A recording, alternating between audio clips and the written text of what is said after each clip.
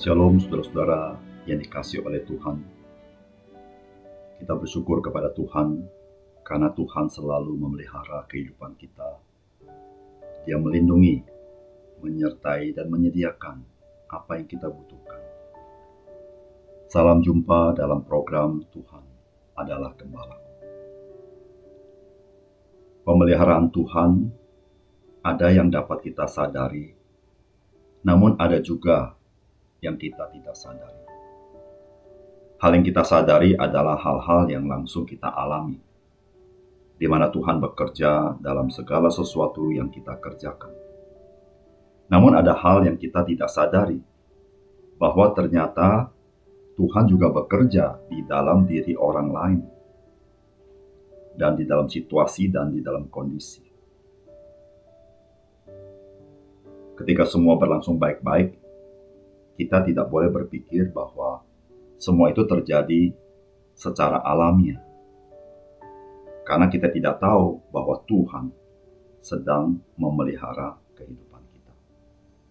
Mari kita membaca Kejadian 31 ayat 19 sampai dengan 55. Adapun Laban telah pergi menggunting bulu domba-dombanya.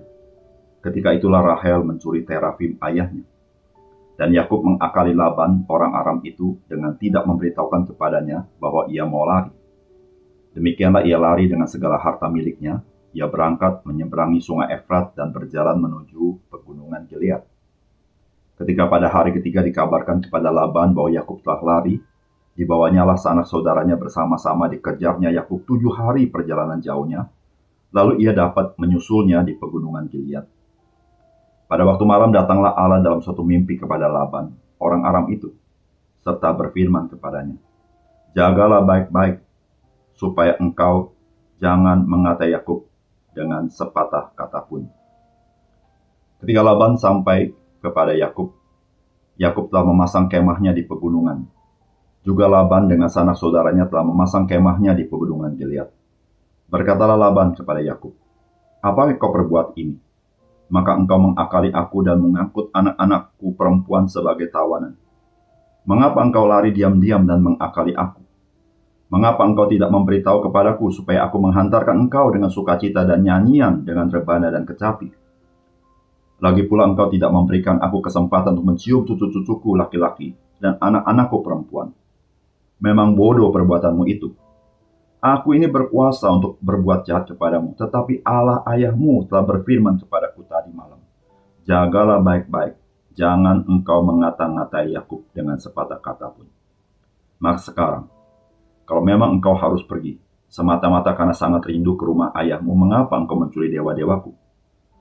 Lalu Yakub menjawab Laban, "Aku takut karena pikirku, jangan-jangan engkau merampas anak-anakmu itu daripadaku. Tetapi pada siapa engkau menemui dewa-dewamu itu, janganlah ia hidup lagi. Periksalah di depan saudara-saudara kita segala barang ada padaku dan ambillah barangmu." Sebab Yakub tidak tahu bahwa Rahel yang mencuri terafim itu. Lalu masuklah Laban ke dalam kemah Yakub dan ke dalam kemah Lea dan ke dalam kemah kedua budak perempuan itu, tetapi terafim itu tidak ditemuinya. Setelah keluar dari kemah Lea, ia masuk ke dalam kemah Rahel. Tetapi Rahel telah mengambil terafim itu dan memasukkannya ke dalam pelana untanya dan duduk di atasnya. Laban menggeledah seluruh kemah itu, tetapi terafim itu tidak ditemuinya. Lalu kata Rahel kepada ayahnya, "Janganlah Bapa marah, karena aku tidak dapat bangun berdiri depanmu sebab aku sedang haid." Dan Laban mencari dengan teliti, tetapi ia tidak menemukan terafim itu. Lalu hati Yakub panas dan ia bertengkar dengan Laban. Ia berkata kepada Laban, "Apakah kesalahanku, apakah dosaku, maka engkau memburu aku sehebat itu? Engkau telah menggeledah segala barangku, sekarang apakah yang kau temui dari segala barang rumahmu? Letakkanlah di sini di depan saudara-saudaraku dan saudara-saudaramu, supaya mereka mengadili antara kita berdua. Selama 20 tahun ini aku bersama-sama dengan engkau. Domba dan kambing betinamu tidak pernah keguguran, dan jantan dari kambing dombamu tidak pernah kumakan. Yang diterkam oleh binatang buas tidak pernah kubawa kepadamu, aku sendiri yang menggantinya. Yang dicuri orang, baik waktu siang, baik waktu malam, selalu engkau tuntut daripadaku. Aku dimakan panas hari, waktu siang dan kedinginan waktu malam, dan mataku jauh daripada tertidur. Selama 20 tahun ini aku di rumahmu. Aku telah bekerja padamu 14 tahun lamanya untuk mendapat kedua anakmu, dan 6 tahun untuk mendapat ternakmu, dan engkau telah 10 kali mengubah upahku. Seandainya Allah ayahku, Allah Abraham, dan yang disegani oleh Ishak tidak menyertai aku, tentulah engkau sekarang membiarkan aku pergi dengan tangan hampa. Tetapi kesengsaraanku dan jerih payahku telah diperhatikan Allah, dan Ia telah menjatuhkan putusan tadi malam. Lalu Laban menjawab Yakub, perempuan-perempuan ini anakku, dan anak-anak laki ini cucuku, dan ternak ini ternakku. Bahkan segala yang kau lihat di sini adalah milikku. Jadi apa yang dapat kuperbuat sekarang kepada anak-anakku ini, atau kepada anak-anak di leher mereka? Maka sekarang marilah kita mengikat perjanjian aku dengan engkau, supaya itu menjadi kesaksian antara aku dan engkau. Kemudian Yakub mengambil sebuah batu dan didirikannya menjadi tugu. Selanjutnya berkatalah Yakub kepada sanak saudaranya, kumpulkanlah batu. Maka mereka mengambil batu dan membuat timbunan, lalu makanlah mereka di sana di dekat timbunan itu.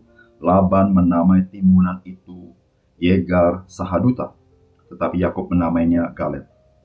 Lalu kata Laban, timbunan batu inilah pada hari ini menjadi kesaksian antara aku dan engkau. Itulah sebabnya timbunan itu namanya Galed.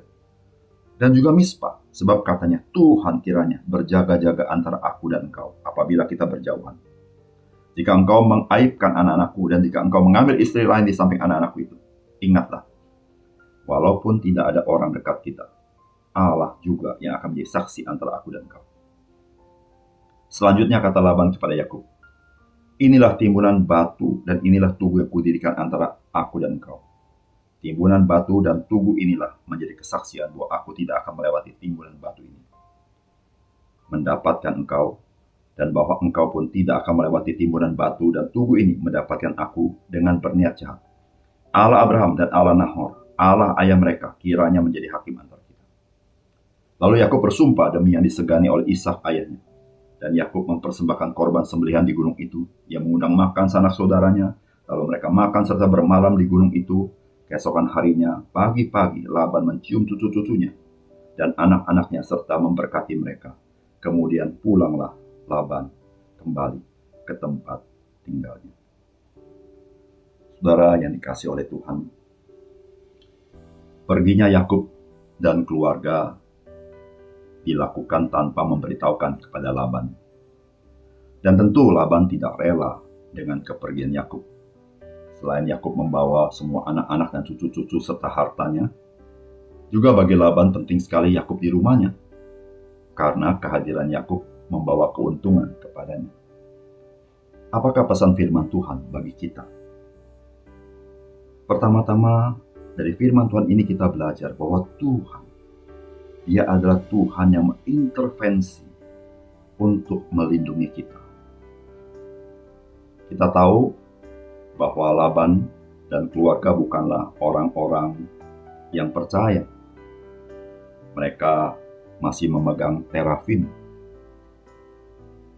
Tapi kita perhatikan bahwa Tuhan, Dia mengintervensi Laban supaya Laban tidak mengata-ngatai Yakub sepatah kata pun ketika berjumpa dengan Yakub.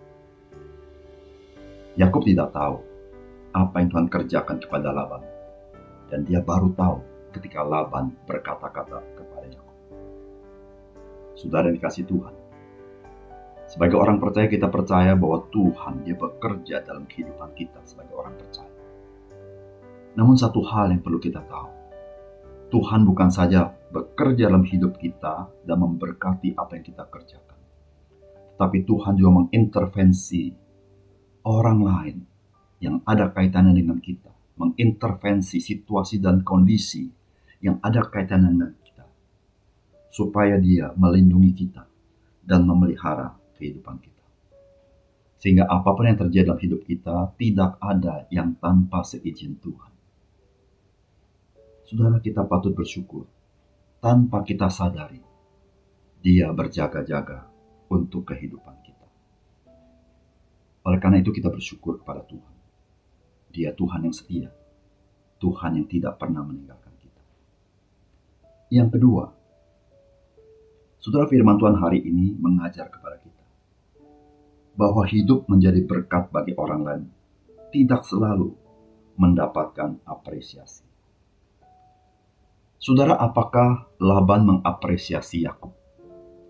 Sama sekali tidak.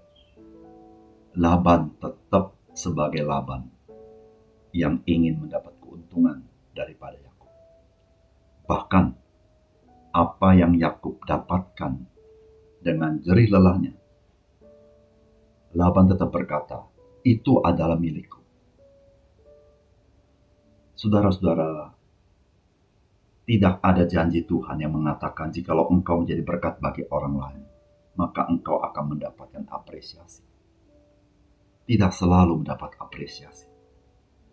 Namun saudara-saudara, Tuhan, Dia yang memberikan apresiasi atas apa yang engkau dan saya kerjakan bagi Dia. Saudara, manusia bisa saja tidak setia kepada janjinya. Manusia bisa saja tidak mengapresiasi apa yang kita kerjakan. Manusia bisa saja menghina apa yang kita lakukan baik. Namun saudara, Tuhan tidak pernah berbuat itu kepada kita. Dan Tuhan tidak pernah berbuat itu kepada Yakub untuk apa yang dia kerjakan.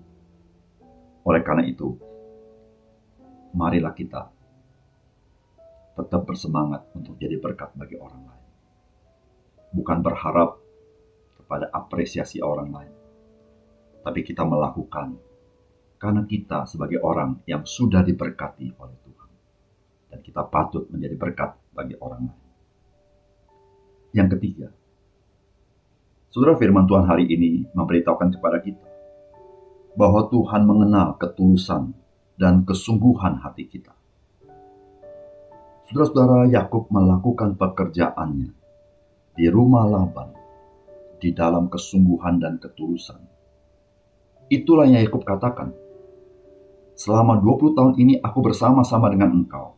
Domba dan kambing betinamu tidak pernah keguguran, dan jantan dari kambing dombamu tidak pernah kumakan. Yang diterkam oleh binatang buas tidak pernah kubawa kepadamu. Aku sendiri yang menggantinya. Yang dicuri orang, baik waktu siang, baik waktu malam, selalu engkau tuntut daripadaku. Aku dimakan panas hari waktu siang, dan kedinginan waktu malam, dan mataku jauh daripada tertidur.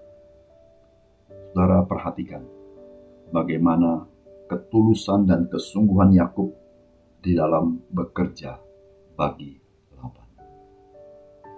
Saudara, Laban, dia tidak mempunyai niat membalas segala kebaikan Yakub.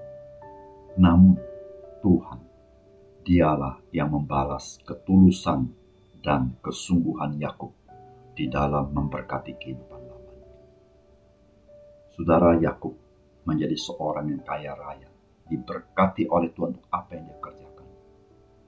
Karena Tuhan ingat akan ketulusan dan kesungguhan hati daripada seorang Yakub.